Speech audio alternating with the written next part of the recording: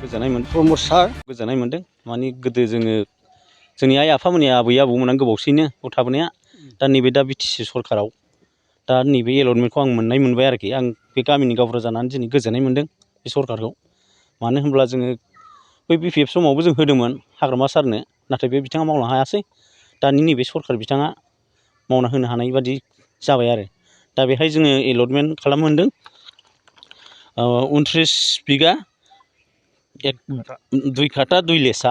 बे जोंना माने एलटमेन्ट जाबाय आरोखि दा बिथांमोना गोसो गोजोनै खालामना होनो हानाय जाबाय जों बेखौ गोजोननाय मोनदों आरो बेसेबां न'खरा नोंथां मोननो हाखो जोंनि गामिनि मुङा जाहैबाय निउ थिलाफारा आरो बेहाय गासै जोंना 34टा न'खर दङ गासै बिटिसि बे माबाखौथ' जों दा होदोंबा जोंनो बे एलटमेन्टखौ होबायबा जों बेखौ गोजोननाय बरायनांगोन बिथांनिसिमबो मानो होनबा बिथांमोननिनो सायाव थायोमोन नालाय बेफोरबो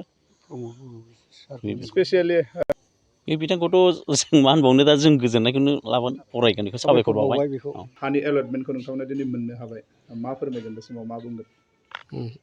गिबियावनो आङो दिनै बड'लेण्ड बुब्लि माने राइजिं बुब्लि ना मा होनो बे चेनेलनि थ्रुयै आङो गिबियावनो बे चेनेलखौ आं धन्यबाद होबाय आरो लोगोसेयैनो जोंनि दानि बिटिआर सरखार जे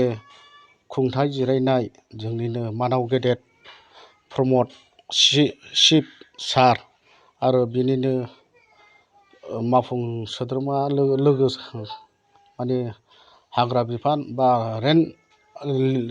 लेन्ड रेभिनिउनि माने जे दायथ' मोननाय सार माने फेरेंगा सार बिथांनि नाममोन जोंहा रनजित बे सारखौ आं गिबियावनो धन्यबाद होग्रोबाय माने जोङो गोबाव समनिफ्रायनो बे हायाव जों थाबोदों मानो होनना बुङोबा जोङो जायाखैबाबो दासिम जोङो माबा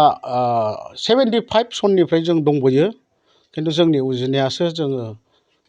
77नि आं उजिनाया बेनिफ्राय दा आङो दासिम 45 बोसोर बारबाय माने आरो लोगोसेयैनो बे हायाव थानाया 50 बोसोर जाबोबाय आरो जोंना माने गोदो जोङो बेखौ माने जोंनिफ्राय बै समाव जोंनाव रावबो माने दाङाबाजि गैयालासिनो माने एबसुआनो गथा मोनसेमोन दा बे एबसुआनो जोंनो बे हाखौ गमारमोन बे गमारखौ जोंनो रानना होदों आरो लोगोसेयैनो माने बे रानना होनायनि उनाव जोङो जेब्ला 1985 सनाव जों मोनसे एमएमपि होननाय लेखा मोनदोंमोन प्रतेक गामियाव माने न'खराव मोनजोबदों आरो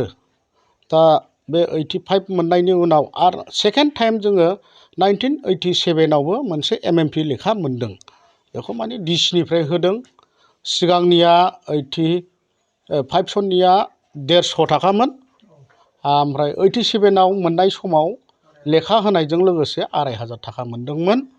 आरो बे एमएमपिया बयनावबो दंजोबोमोन ओमफ्राय दा जोबनायाव माखासे बुस्थुआ बे आन्दालन फिरत थांबाय माबाय सोरनाबा गोमाबाय सोरबा थैनानै थांबाय थैनायजों लोगोसे बायदिसिना गोदोनि जाम्बा जाम्बिथ' एसे माने एसे एनैखौ नायनानै लानो रोङामोन दा बेफोर लेखा गोमादों आरो बेनिफ्राय माखासेया 11 खान थादोंमोन 11 खान एमएमपिखौ जों सिङाव मोनदों आरो दा फैनानै जों बेसेबांमोनलाय 18 सननिफ्राय थाबायनानै दासिम जोङो 25टा माने 25 घर न'खरा माने एलटमेन्ट मोनदों दा 25 घर एलटमेन्ट मोननायनि बिगा जाहैबाय 17 बिगा 1 काटा 11 लसा बे हाखौ दासिम जों मोननो हादों बिनि थाखायनो आङो दानि बिटिआर खुंथाइनि मावफुं सोद्रोमा सार आरो लोगोसे जे रेभिनिउआव जे दायथ' मोननाय सार आं बिथांमोनखौ माने साबायखर बावो आरो गासैबो माने जाहाथे इयुनावबो जोंल' नङा बयनोबो बिदिनो होलांनो हायो आं बेखौनो खावलायनानै आरो सारमोनखौ गोजोननाय बावहरनानै रायजोनि जानानै आं गावबुरा निउ देबोरगावनि गावबुरा जानानै आं बे खोथाखौनो बुंनानै गोजोननाय फोरमायबाय आरो सारनिसिम गोजोननाय बावहरनाय थाबाय एक्स गावबुरामोन दा जोङो बेवहाय रायजो जानायाबो गोबावसै ओमफ्राय दा नोंसिनि गोजोननायाव बिराद मोजां मोनदों आङो जोङो हाखौ मोनबाय रायजो जायै जायै जोङो दा मोनसे हानि मोनसे माबा होनायखाय जोङो बिराद गोजोननाय मोनदों जोंहा जोंनि दा गोदान सरकार जोंना प्रमद सार गोसो गुदुं गलादारफोरनि थाखाय मोनसे मोजां खौरां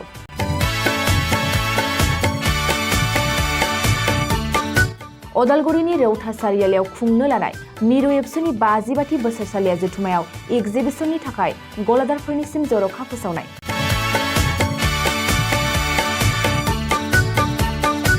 फैगौ 2023 मायथाइनि 26, 27, 28 आरो 29 जानुवारियाव खुंनो लानाय मिरु एबसुनि बोसोरसालिया जथुम्मायावनो बायदि रोखोमनि मुवा बेसादफोरखौ दिन्थिफुंगोन एग्जिबिसन बे एग्जिबिसनावनो आबादारि हेन्डलुम टेक्सटाइल फिचारि आरो हारिमु बायदि बायदि आयदाफोरखौ दिन्थिफुंनो थांखि लादों बानजाय आफादा बेनिखायनो गोसो गुदुं सुबुं एबा गलादारफोरा एग्जिबिसनाव गला होफैनो हागोन आरो गला होनायनि सोमोन्दै आबुं बाथ्राखौ मिथिनोब्ला नैबे मबाइल नम्बर 9365245137 आव थोंजों सुलाद लानो हागोन